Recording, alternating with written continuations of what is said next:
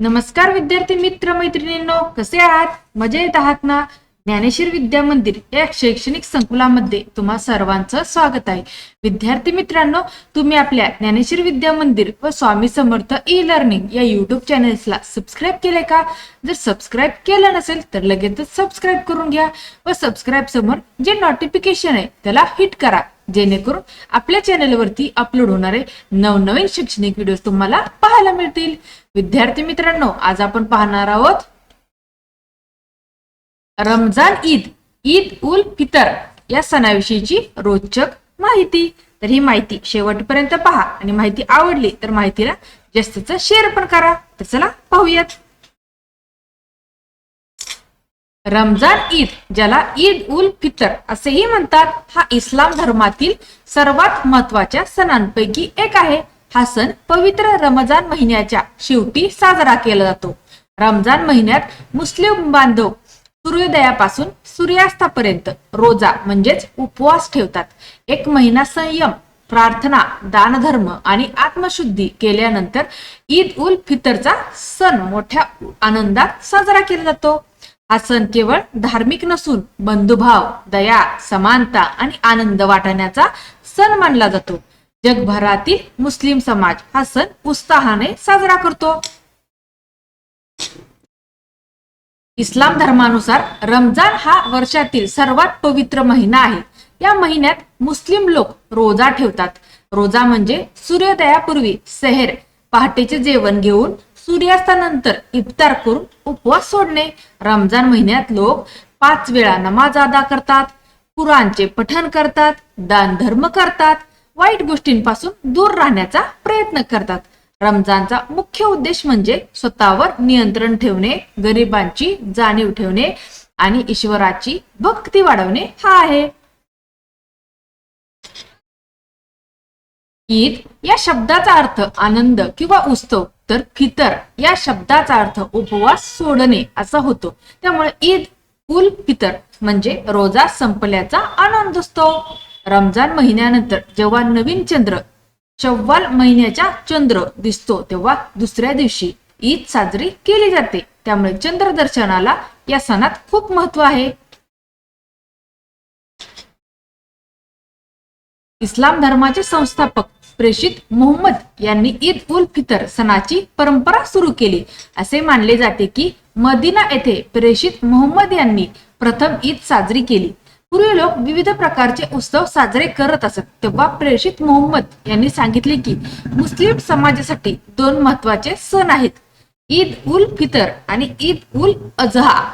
यापैकी ईद उल फितर हा रमजानच्या समाप्तीनंतर साजरा होणारा आनंदाचा सण आहे.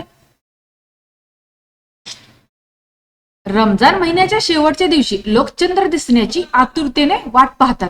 चंद्र दिसल्यावर दुसऱ्या दिवशी ईद साजरी केली जाते. ईदच्या दिवशी सकाळी मुस्लिम लोक नवीन कपडे घालून ईदगाह किंवा मशिदीत जाऊन विशेष नमाज अदा करतात. या नमाजला ईद नमाज म्हणतात. नमाज झाल्यानंतर लोक एकमेकांना ईद मुबारक असे म्हणत शुभेच्छा देतात. ईदच्या आधी प्रत्येक मुसलमाने गरीब आणि गरजू लोकांना दान, जकात उल फितर देणे आवश्यक मानले जाते. यामुळे गरीब लोकांनाही ईदचा आनंद घेता येतो. ही परंपरा समानता आणि दयाभाव शिकवते.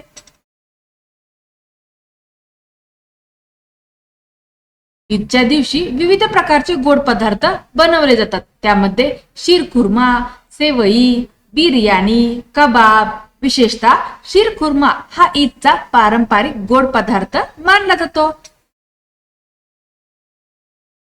ईदच्या दिवशी लोक नातेवाईक, मित्र आणि शेजाऱ्यांना भेट देतात. लहान मुलांना मोठ्यांकडून ईदी म्हणजेच पैसे किंवा भेट दिली जाते. ईद उल फितर हा सण अनेक महत्त्वाचे संदेश देतो.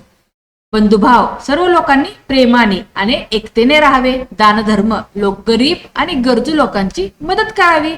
समानता, सर्व लोक ईश्वरासमोर समान आहेत. संयम, जीवनात संयम आणि शिस्त आवश्यक आहे. भारत हा विविध धर्मांचा देश आहे. येथे ईद उल फितर मोठ्या उत्साहात साजरी केली जाते. विशेषतः हैदराबाद, मुंबई, दिल्ली, लखनौ या शहरांमध्ये ईदच्या दिवशी मोठ्या प्रमाणावर नमाज अदा केली जाते आणि बाजारपेठा सजतात. महाराष्ट्रातही ईद मोठ्या उत्साहात साजरी होते. विशेषतः औरंगाबाद, पुणे, मुंबई आणि नांदेड या शहरांमध्ये मोठी गर्दी दिसते. मस्जिदी सजवले जातात. बाजारात कपडे, मिठाई आणि भेटवस्तूंची खरेदी मोठ्या प्रमाणावर होते.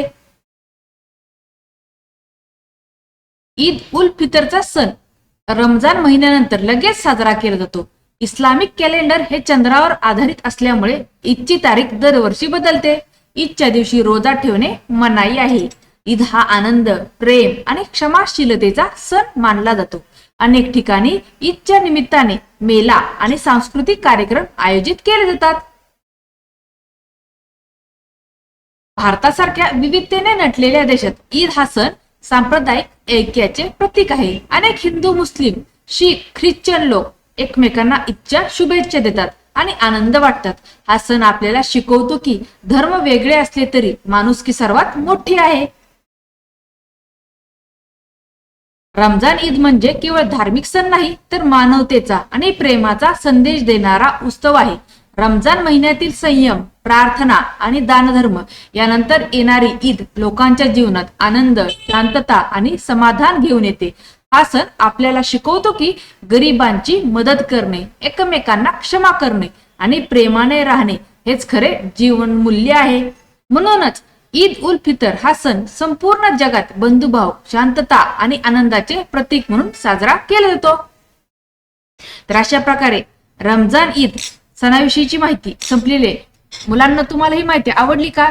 जर ही माहिती आवडली असेल तर माहितीला जास्त शेअर करा. चॅनेलवरून नवीन असेल चॅनेलला सबस्क्राईब करा. धन्यवाद.